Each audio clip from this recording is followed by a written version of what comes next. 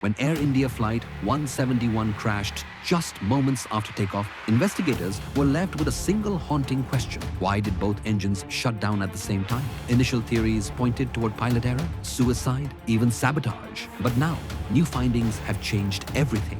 A previously unreleased snippet from the cockpit voice recorder, a new statement from air traffic control, and a pattern in Boeing's switch design that was never addressed. This isn't the same story. This is what we know now, and the questions that still don't have answers.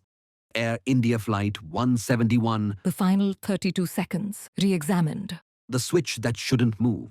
How did two protected fuel switches get flipped mid-climb? 1 second apart, it began like any other flight. Air India 171 was scheduled to depart Ahmedabad for London on the afternoon of June 12, 2025. The aircraft, a Boeing 787 Dreamliner. The weather, clear. The crew, experienced. Captain Sumit Sabharwal, with more than 15,000 flight hours. And First Officer Clive Kunda, young, competent, well-trained. They weren't expecting anything unusual. But what happened next has baffled investigators and shaken the aviation world. The aircraft lifted off runway 23 at 1:38 p.m. local time.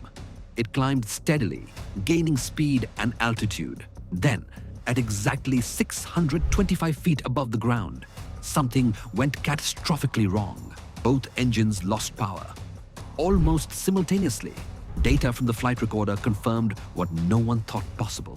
Both fuel control switches, the only ones capable of cutting off fuel to the engines, had been manually moved from run to cut off, just 1 second apart.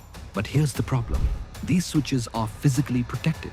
They're spring-loaded, recessed, and require an upward pull before they can even move. They're designed to prevent accidental activation, even under turbulence or panic. So the question is, how did two separate switches, protected, isolated, and one for each engine, get shut off mid-climb with no warning or system failure? Captain, Why did you cut off? First Officer, I did not do so. for weeks, this exchange drove speculation. Was it sabotage, a deliberate act, a struggle in the cockpit? But investigators weren't convinced. The tone wasn't angry, it was confused, startled. Something didn't add up. As the engines flamed out, the Dreamliner's emergency systems kicked in. A small propeller, the RAT, deployed under the fuselage to generate backup power. The pilots tried to restart the engines. They succeeded, partially. The left engine spooled back up, the right engine didn't. 6 seconds later, Flight 171 crashed into a student hostel near BJ Medical College. Only one passenger survived. The world rushed to judgment. But the deeper investigators looked, the less certain they became. Because the switches weren't supposed to move, and yet they did. So if the pilots didn't do it, what did? What the black box really said. A new cockpit transcript changes everything and challenges the official theory. The day after the crash, investigators recovered the aircraft's black boxes, the flight data recorder showing what happened to the plane, and the cockpit voice recorder revealing what happened inside it. At first, the CVR raised more questions than answers. 1338.52 FO. Speed's good. 1338.54 Captain. Set climb. 1339.1 click. 1339.2 click. 1339.3 FO. What just? 1339.4 Captain. Why did you cut off? 1339.5 FO. I did not do so. These 6 seconds became the center of speculation. The clicks, the confusion, the immediate shock. Some believed the captain was accusing his first officer. Others heard fear, not blame. But one thing was certain. The engines lost power right after those clicks. Forensic audio specialists later confirmed the 2 clicks were manual switch movements, the distinctive mechanical snap of the fuel control levers changing position. But here's what no one expected. 1339.6 Capt. One's gone. 2-2. Rats out. 1339.8 FO. Re-engage now. 1339.11 Engine spooling. 1339.15 Captain. Okay. One's climbing. 1339.17 FO. 2 not responding. 1339.20 Captain. We are dead stick. These new lines, released weeks after the initial report, showed the crew was working together. Not panicking, not fighting, just trying to survive. They knew what had failed. They knew what to do, and they did everything they could. 13:39:21 FO. Mayday, mayday, engine failure returning. Audio cuts out abruptly.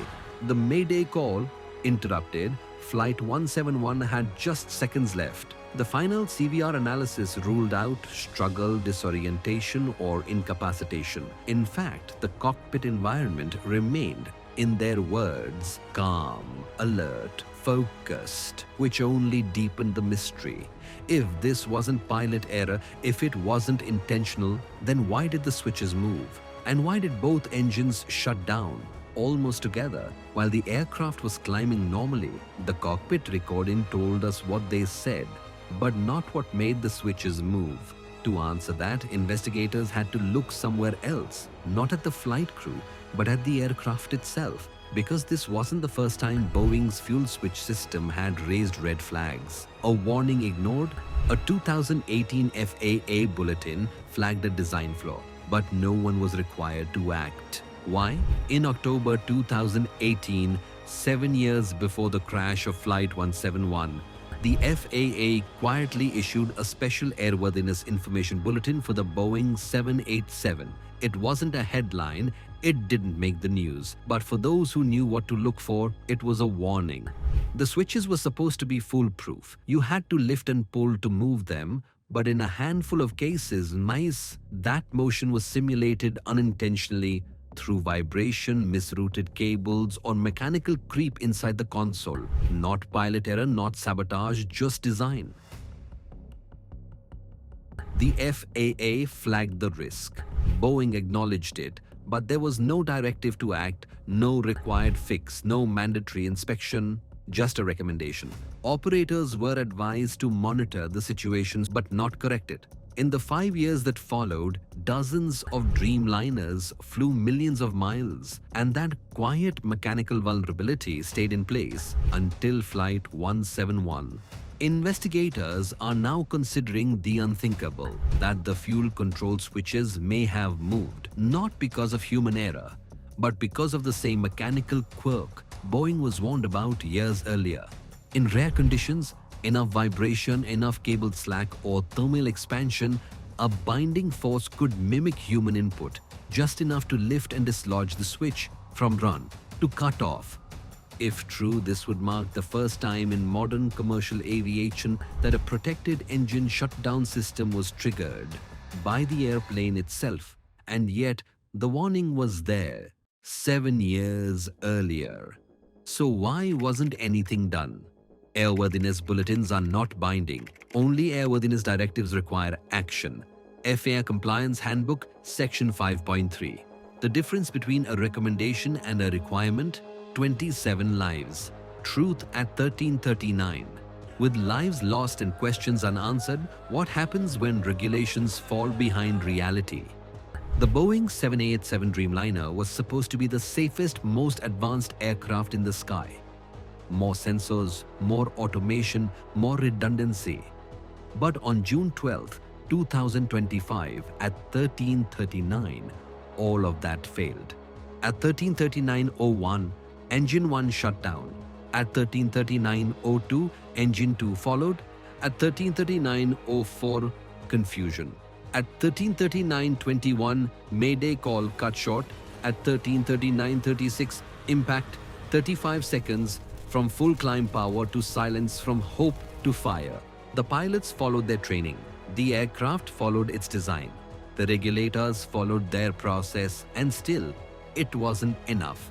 In the wake of the crash, questions turned outward. Why didn't the FAA act on its own 2018 bulletin? Why weren't airlines required to inspect the vulnerable throttle quadrant? Why wasn't a system this critical mandated to be fail-safe? It took 6 weeks after the crash for the first mandatory directive to be issued. 6 weeks during which over 500 Dreamliners remained in service with the same design, the same risk. In late July, India's DGCA released a preliminary update. It cleared the flight crew of wrongdoing. It cited mechanical failure as a primary line of investigation.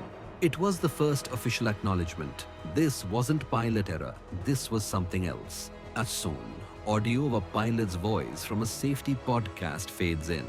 These guys didn't make a mistake. They flew the aircraft by the book and it still wasn't enough. That scares me.